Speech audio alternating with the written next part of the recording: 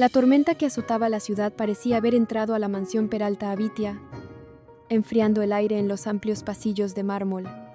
La casa estaba sumida en un silencio fúnebre tras la muerte de Gina y la repentina partida de Rex, quien había decidido irse a vivir al humilde barrio de su abuela Remedios para huir del dolor. Catalina estaba sentada en el borde de su cama, mirando fijamente la lluvia a través del ventanal. Tenía los ojos secos y cansados. Perder a su hermana había sido un golpe devastador. Pero había algo más que la asfixiaba esta noche. Un sobre de manila color mostaza que descansaba sobre sus piernas. El sobre había llegado hacía apenas una hora, entregado por un mensajero anónimo.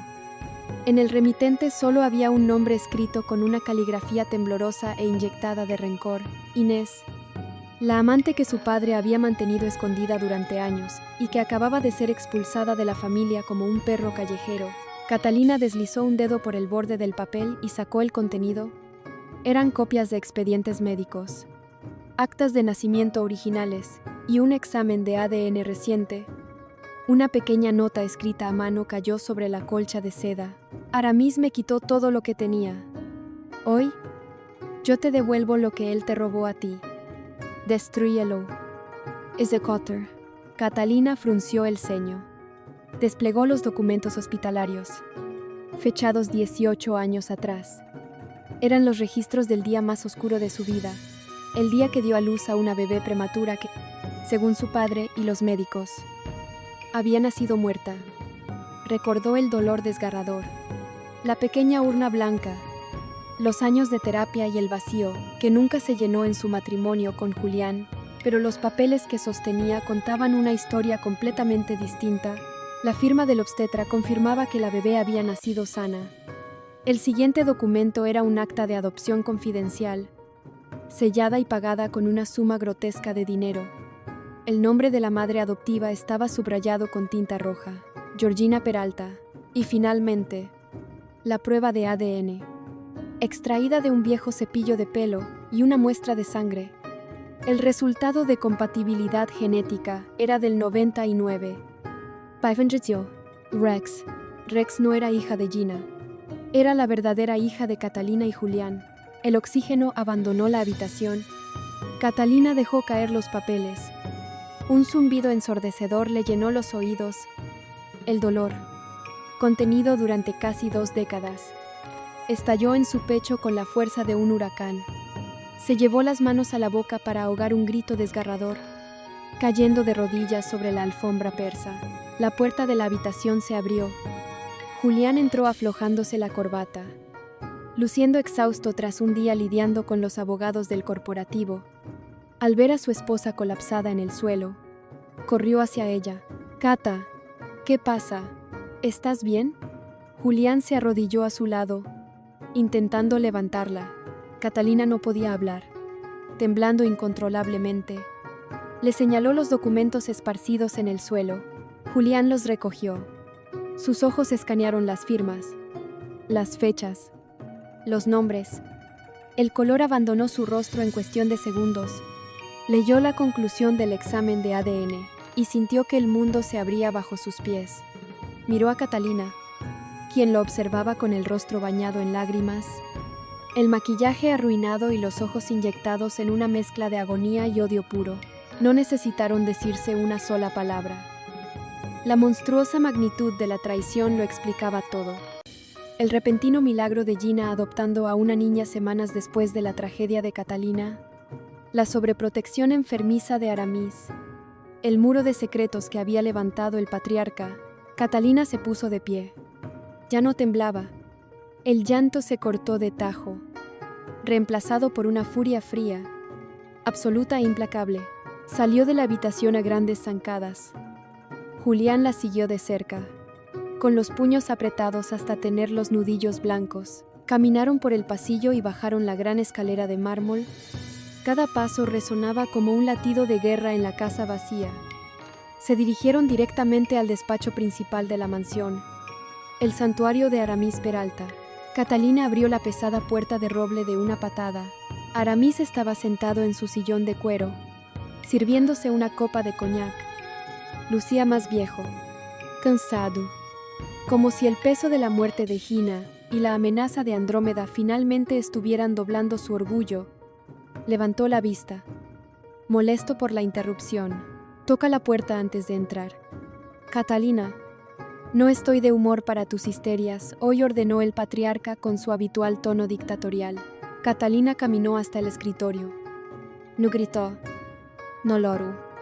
Con un movimiento seco, arrojó el montón de papeles médicos directamente sobre la cara de su padre. Los documentos se esparcieron por el escritorio, empapándose en el charco de coñac que se derramó. Aramis miró los papeles. Reconoció los sellos del hospital. Su rostro, esculpido en soberbia durante toda su vida, palideció hasta volverse cenizo. Levantó la mirada, encontrándose con los ojos asesinos de su hija y la presencia imponente de Julián a sus espaldas. ¿Qué es esta basura?, intentó mentir Aramis, usando su última carta de arrogancia.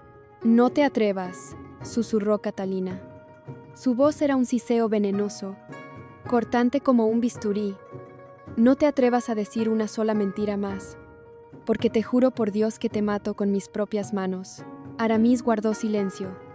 El patriarca, que siempre tenía una respuesta, una orden o una amenaza para controlar a su familia, se quedó mudo.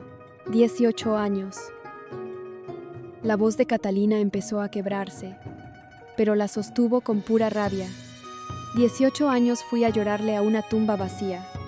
Me hiciste creer que mi cuerpo había fallado, que mi bebé estaba muerta, y la tenías en la habitación de al lado.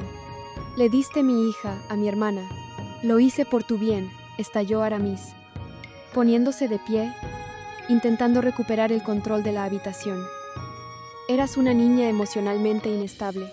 Julián no tenía dónde caerse muerto. Esa bebé necesitaba el respaldo de un linaje fuerte. Y Gina era la imagen perfecta de esta familia. Lo hice para proteger el apellido Peralta. Julián acortó la distancia en un parpadeo. Agarró a Aramis por las solapas del traje de diseñador, levantándolo unos centímetros del suelo y estrellándolo contra el librero de caoba. Le robaste la vida a mi hija, rugió Julián, escupiendo las palabras en la cara del anciano. Nos robaste el derecho de ser padres para alimentar tu asqueroso ego. Tú no proteges a esta familia. Aramis, tú la devoras viva. Suéltame. Imbécil, exigió Aramis, forcejeando, ahogándose por el agarre. Suéltalo. Julián, ordenó Catalina. Julián lo soltó con desprecio, empujándolo. Aramis cayó pesadamente sobre su silla, respirando con dificultad, arreglándose el traje arrugado. Catalina se apoyó en el escritorio, acercando su rostro al de su padre. Ya no había respeto, ya no había miedo. El gran Aramis Peralta había dejado de ser su padre en el instante en que leyó ese examen de ADN. Siempre pensaste que eras el dueño de todos nosotros, dijo Catalina, con una calma espeluznante. ¿Creíste que podías mover nuestras vidas como piezas de ajedrez? ¿Que podías tirar a la basura a tus amantes, a tus hijos, y repartir bebés para mantener tu estúpida imagen impecable? Catalina, escúchame. El corporativo está bajo ataque. Sofía está en problemas. No podemos dividirnos ahora. Aramis intentó usar la crisis familiar como escudo, apelando a la lealtad.